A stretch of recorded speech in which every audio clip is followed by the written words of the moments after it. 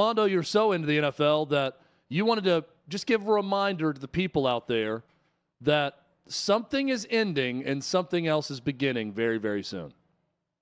Oh, first of all, thank you for terrific, because I guess that goes with esteemed. So now I'm esteemed. That's my second adjective. Terrific. That's 2. I'm going to count them as we go. That's 2 thus far. Yep. Normally, the adjective that fits me that starts with a T is tragic, but that's okay. I'm good. I may get to that one still, Armando. We don't know. The show's still young. I've got plenty of time for more adjectives. Yes. I get you. So, dude, this is a great time to be alive in America. It really is. And the reason for that is the NFL season ended on February 12th, 2023. And since February 12th, 2023, America has been pining for the real sport, the national pastime, the most popular game in the country to return. And I am here to announce to you, America, that next week, the NFL is back. Next week, Chad, training camps open. And while games don't start right away, football is back, baby. What do you think about that? Football returns next week. You gave a lot of great energy to that, Armando. I love it. This is a football-obsessed sports culture that we live in America right now. Certainly, the excitement level is going to be here starting next week as we gear up and get closer and closer to the season. I also think now that we're kind of at a place, I'm a baseball fan, but I recognize not everyone's a baseball fan. But I feel like for most of the sporting public, you have to almost create a reason to be into something or excited about it with baseball season. You know, oh, I really like this Reds story, or, oh, my team has won more. You know, the Marlins are better than expected down in Florida, so I'll follow this a little bit more. That's not the case with football, whether it be NFL or college, because there's no fabricating it. The passion is there. The interest is there no matter what. And when your team is bad, the interest can be even more into it because of the feelings, the negative feelings that bruise up inside of people, that you're almost paying more attention to it. So I think that's the great part about this time of year as we gear up for the NFL season is there's no more faking it, right? There are true baseball fans and NBA playoff fans or whatever. I get that. But for a lot of people, we're kind of faking it. We're trying to gin up interest in something in these months. There's no ginning up interest when football season is here. It's there. The interest is there no matter what. And the metrics are tangible. So yesterday, OutKick had this, I guess, training session for SEO, they call it, for, you know, keywords and stuff on your stories to make your stories popular. And it was one of the graphics that showed that at the end of July, America starts going to Google and searching NFL and training camps and, you know, their team names and stuff like that. And the spike is tangible. And so next week, the Jets open training camp on the 19th. The Browns open on the 21st. You know, the Falcons, Ravens, Bills, Broncos, Lions, Jags, Pats, Saints, 49ers, Giants, and Commanders open on the 22nd. So we're going to get going here. We're going to get Google is going to, you know, be on fire. America is going to be on fire. And why? Because it is football season once again. Only training camp, if you want to say only. But by the way, I am going to the Pro Football Hall of Fame for the induction ceremony, August 4th. Oh, nice. So, yeah, so that's in lovely Canton, Ohio. So, you know, it starts in earnest. We'll have to, if we can, we'll have to get you on from Canton, but you can read all that coverage from Armando at OutKick.com. So looking forward to seeing that. You know, Mark Cuban once said something about, you know, the calf is fattened right before the slaughter, or the pig gets too fat right before it's slaughtered, and maybe the NFL is just going to get too big. And then eventually it's going to be cut down to size at some point for that reason. This was Mark Cuban's argument. I see Armando's face right now, not mine, when he said that. What could derail the NFL at this point? You know, I've thought about this. In 2016, there was a big election going on.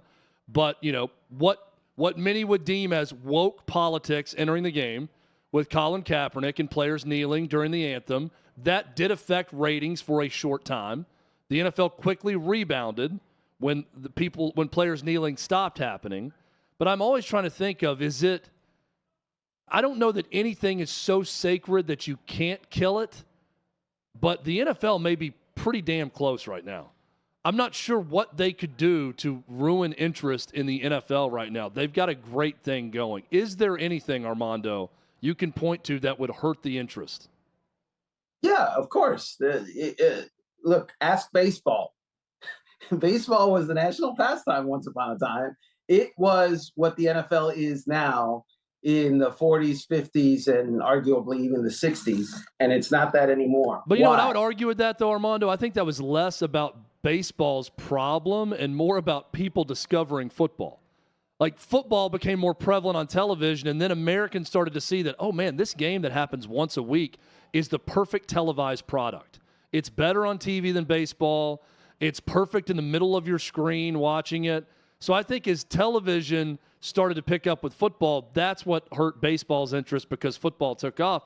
I can't think of the other sport right now that would be the football to baseball of 30, 40 years ago, right?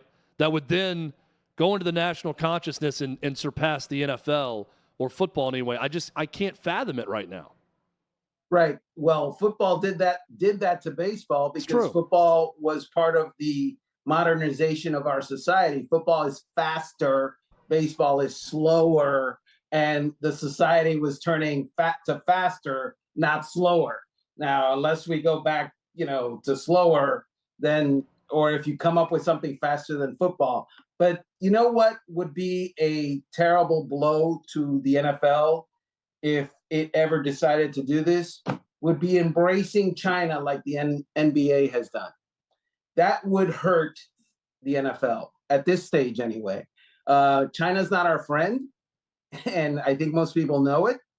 And the NBA doesn't know it because the NBA is in bed financially with China. And so the NBA will actually fire players and muzzle people so that the folks of the Chinese Communist Party will be happy. But a lot of folks have recognized that. The NFL has sort of initially, after kind of moving toward China, has taken a step kind of away from China. And I think that helps. Obviously, that's politics. I don't know what in sport itself could hurt the NFL. I would say this. The NFL is trying to become less physical. And in that it's propping up flag football, it's changing rules, it's making player safety a thing that it obviously wants to emphasize. But in doing all those good things, it's becoming less physical. Whereas 10 years ago, 15, 20, what did we love to watch, Chad? Hits. The big hits. The jacked up segment on ESPN. When you were on ESPN, Armando, those jacked up segments, that's what we were watching. Absolutely. Absolutely. So that might be, the underlying possibly moment where, the sport loses its mojo. Yeah, embracing China would be a mistake. Colin Kaepernick embraced Castro. We see how that worked out for him in that move. It's interesting to think about, what could possibly happen to go south. But the good news is we don't have to think about that right now because the NFL is permanently in our national consciousness. It's going to stay there. And, oh, by the way, training camp is about to start across the league. Yay! You talked about all those search engine things, right? I wonder how many people, after hearing about Dan Snyder, searched Blackmail PowerPoint because that's part of this report where we knew, Armando, that Dan Snyder knows where the bodies are buried across the league. Well, apparently he brought those to light, or at least some of them, with emails, with text messages, with stories he knew about, in a very uncomfortable meeting that took place between Snyder's attorneys and a select group of NFL owners and NFL executives that has since been referred to as the Blackmail PowerPoint presentation that was done by Daniel Snyder's team. Nothing is ever easy with this guy, Armando. They can't just sell the team and go away quietly. There's always something to learn. Yeah, Daniel Snyder, everything that comes out about him proves that, you know, you don't have to be a great upstanding citizen to be a billionaire. And there are definitely billionaires out there that are just slime.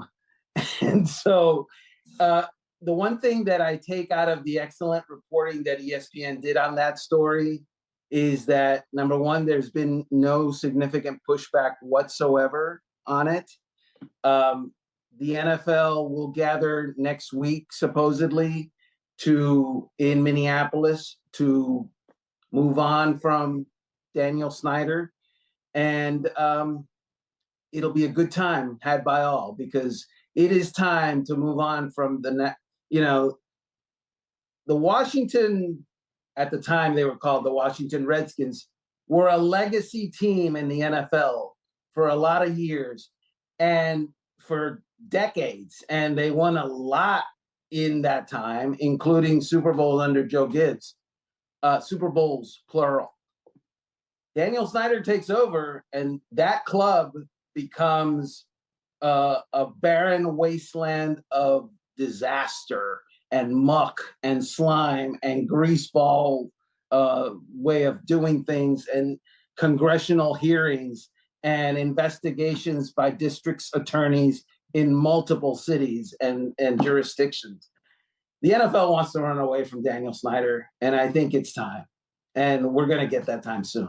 I'm going to pose this question to you. I posed it earlier this week on the show, but ideas in this country can kind of be cyclical like fashion. You know, different things come back from 20, 30 years ago that we thought when it was over with, it would never come back in style. And I think sensibilities of people, what they care about and what they're offended about and what they're going to protest change over time. The Washington Commanders still can't find a trademark for the Commander's name. Would it ever be acceptable for a new owner? I'm saying any point, 5, 10 years from now, 15 years from now, to say, we're going to go back to the Redskins name. People don't care about it anymore. We've got these Native American coalitions on our side. You know, we're going to donate money to these tribes and do this and that. But this is what our fans want. It's what we want. We're going to do it. Could that ever happen in the future?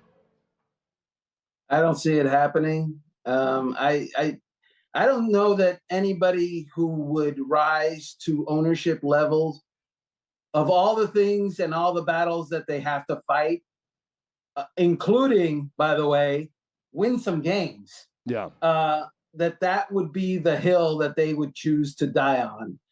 It's just, it's just not going to be someone that would do that and have the intestinal gumption and fortitude and courage, really, if you want to call it that, to take on that fight. For a long time, we've had people change the definitions of words. I remember once upon a time that gay was happy. Okay, I'm that old. I mean, you could read that word in books from years ago, and that's what it means. Yes. It still appears in many books, and that's the definition. Yes. Yep. And I remember vaccine used to be an inoculation. They changed the definition of that word a couple of years ago, and now it doesn't mean that you're inoculated. Now it means you feel better. And if you don't believe me, look it up at the CDC, folks. So I never grew up thinking Redskins was a racial undertone type of thing. Now that I think about it, of course, yeah, I see it. I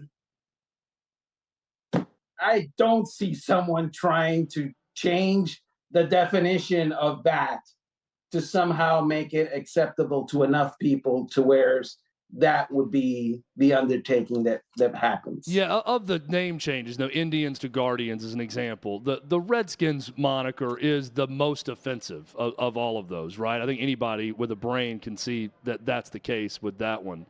I'm just curious. I'm kind of polling different guests we have on the show that I just feel like everything changes so fast that at some point people, we kind of keep our eye on a different ball of what we care about at large in society, right, over the years. So will people stop caring about that more one day? You're right. I don't think any owner is going to want to take on that headache that they would face to do it. So it's probably never going to happen.